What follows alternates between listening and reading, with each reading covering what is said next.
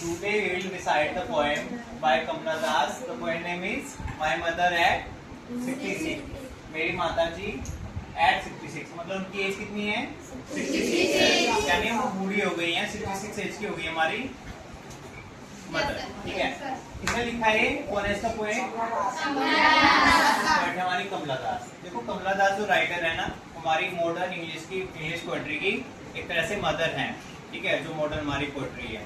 क्यों?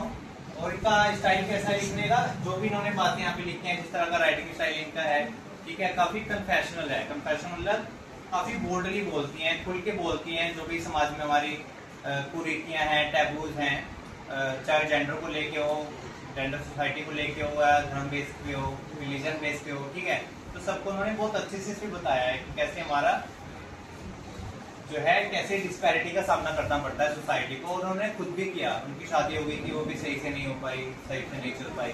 तो इस तरह से उन्होंने बचपन के बारे में बताया कि कैसे कैसे उनका जीवन रहा।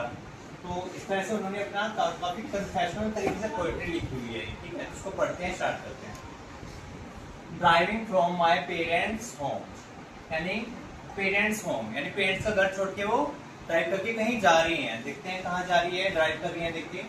ठीक है, पेरेंट्स का घर यहाँ पे छोड़ रही है। टू कोची, कोची कहाँ पर है? कोची एक जगह है ना, कोची कहाँ है? केरल में। कहाँ पर है? केरल में एयरपोर्ट है हमारा कोची। ठीक है, तो कोची से हमें चलना है, कोची एयरपोर्ट जा रही है। ठीक है, तो वहां से जा रही है लास्ट फ्राइडे। कब जा रही है? लास्ट फ्राइडे को जा रही है। ठीक है, मॉर्निंग। क्या टाइम है? मॉर्निंग। तो आई थिंक वो स्टडी करने के लिए जा रही हैं, तो अपना घर छोड़ना पड़ता है ना, आप लोग को भी छोड़ना पड़ेगा जब आप स्टडी के लिए जाओगे। ठीक है, तो अपनी जो है घर छोड़ के जा रही है।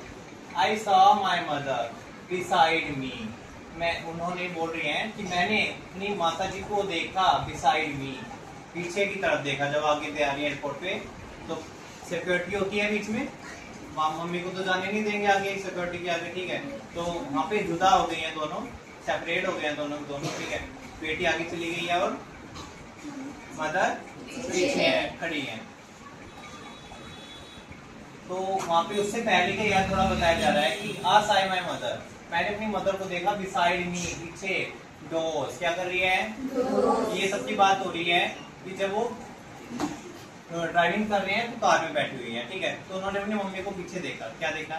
डोज, थोड़ा झपकी ले रही है। डोज का मतलब होता है नैप लेना, छोटी झपकी ले लेना। ठीक है, स्लिप करता है। तो लंबा ट्रैवल होगा तो काफी उनकी माता जी थोड़ा सो गई है। ठीक है, ओपन माउथ, कैसा? जो लोग देखते होंगे अब बूढ़े हो जाते हैं तो उनका मुंह भी थोड़ा खुला रह जाता है, प्रॉपर बंद नहीं होता है। ठीक है, तो open mouth. Her face ation like that, उनका फेस कैसा था? एशन, एशन मतलब जैसे हमारी राख होती है ना, तो जलता है तो बीच क्या बच जाती है? ऐश, राख हो जाती है। तो राख का जो कलर हो जाता है, और राख में देखो अपने दरारें पड़ जाती हैं।